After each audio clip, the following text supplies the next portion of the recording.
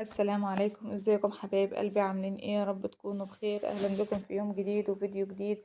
وحشتوني جدا جدا من الفيديو اللي فات. ومنوريني ومشرفيني. النهارده الفيديو بتاعنا، يعني لو فضلت اوصف لكم كده في حلاوته مش هوفيه حق. هنعمل النهارده وصفة من اسهل الوصفات اللي ممكن تعمليها ومن اسرعهم. حاجة كده في ثانية تلاقيكي ما بتاخديش وقت، وبدون لبن وبدون بيض وبدون زيت كتير وكل الكلام وكل المقادير دي، وبقسماط او كورن فليكس وكل الحاجات المكلفة ديت هنبعد عنها خالص النهاردة. هنعمل النهاردة ان شاء الله البانيه المشوي بطريقة ولا اسهل من كده. تقدري تشويه في الفرن، تقدري تشويه بمعلقة زيت واحدة على البوتاجاز، تقدري تشويه على جريلا كده او على شواية بالكهرباء. في كلا الحالات هو ملوش حل. اللي انا عصرته قدامكم ده طماطم، وطماطمية واحدة وبصلاية واحدة مفرومين في الخلاط، وطبعا انا صفيتهم قدامكم. تمام، طماطمية وبصلاية مفرومين في الخلاط وانا صفيتهم. معلقة معلقة كاري، المعلقة اللي انا بعدها دي معلقة البهارات اللي هي معلقة الشاي الصغير. معلقة كاري، معلقة فلفل اسود، معلقة بهارات فراخ، ومعلقة بابريكا، و... ومعلقة من السماق، ومعلقة من الزعتر. الزعتر والسماق في الشوي حاجة كده بتنقلك في حتة تانية خالص. حطيت معلقة خل، وحطيت عصرة ليمونة، يعني معلقة عصير ليمون كبيرة ومعلقة خل ومعلقة صغيرة من الصلصة عشان تعزز لنا اللون الأحمر. والبانيه كده لما يتشوى يكون لونه كده من جوه ومن بره حاجة كده في منتهى الجمال. حطيت بقى الصلصة وحطيت طبعا الملح. وهحط الوقت كده معلقتين زيت كبار علشان حتة البانيه او القطعة كده تكون بتلمع معايا ما تكونش باهتة، وفي نفس الوقت تديني طراوة يعني للفراخ.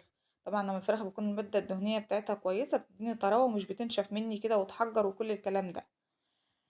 هقلب بقى المقادير دي كلها كده. الطماطمايه بقى السر والحلاوة في الخلطة الجميلة دي، هي الطماطمايه والبصلايه اللي مضروبين في الخلاط على بعض دول، وال والزعتر والسماق. تمام. يعني المقادير اللي انا عاملاها دي تكفي نص فرخة صدرين. تمام، يعني انا عاملة فيها صدر واحد وكانت التتبيلة فايضة مني، بس هي تكفي من 3 ل4 صدور كمان. تمام.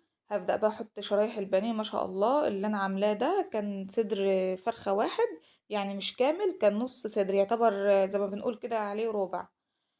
وما شاء الله هحطه بقى في التتبيلة. بس ايه، طب عايزة تاخدي بقى طعم كده في منتهى الجمال زي اللي انا اخدته، تسيبي ساعتين بس اتنين. مش هقولك بيتي ولا كل الكلام ده لان هي شرايح فيليه مش محتاجة تبات ولا كل الكلام ده. هي بس ساعتين او 3 ساعات هتاخدي نتيجة، يعني بجد بجد وهمية. مع شوية مكرونة بقى حمرا مع شوية رز بشعرية. بجد يعني هي يعني في كل الحالات هي ملهاش حل. في سندوتش بقى، يعني بجد بجد سهلة وسريعة ومن أخف الوصفات اللي أنا عملتها ومن أحلاهم كمان. وطبعا توفير بقى للبيض وللبن وللبقسماط وللزيت، يعني توفير حاجات كتير بصراحة.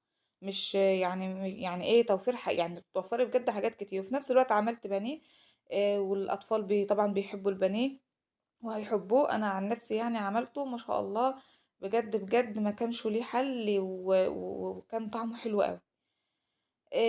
هسيبها بقى اغطيها كده بستريتش وهسيبها ساعتين 3 ساعات زي ما قلت لكم مش اكتر يعني. معانا بقى كده طاسة على النار، جريلا بقى، طاسة تيفال، اي طاسة عندك بس المهم تكون حاجة واسعة علشان البانيه بتاعنا ما ينطرش مية او ما ينزلش المية اللي فيه، عشان احنا عايزينه من جوه يكون طري وجوسي كده وما يكونش ناشف اللي هو محجر وكل الكلام ده. معانا بقى كده طبعا الطاسة دي سخنة مولعة، يعني سخنة سخنة بجد علشان لما ننزل الفراخ تاخد صدمة وما نضطر. شوفوا بقى يعني هي من كتر السخونية عاملة ازاي.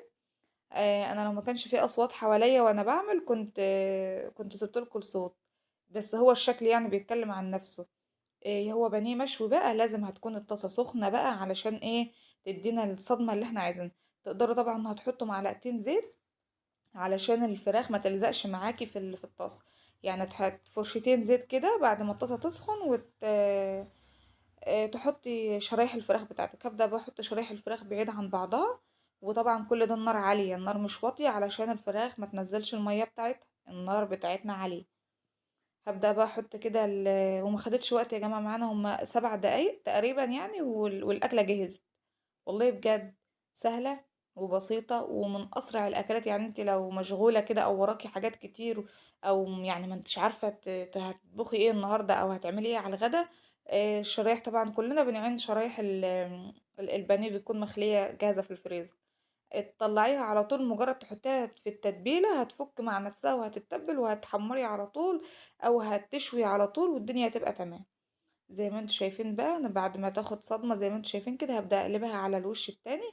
اللي بلاقيها بقى ما خدتش صدمة او ما الجلد كده ما كرمش سنة في بعضه، اللحمة يعني، ما بقلبهاش، بسيبها علشان تاخد 5 دقايق على الوش ده و5 دقايق على الوش ده، وبتكون زي ما انتوا شايفين كده استوت. مفيش مية في الطاسة، الفراخ محافظة على لونها.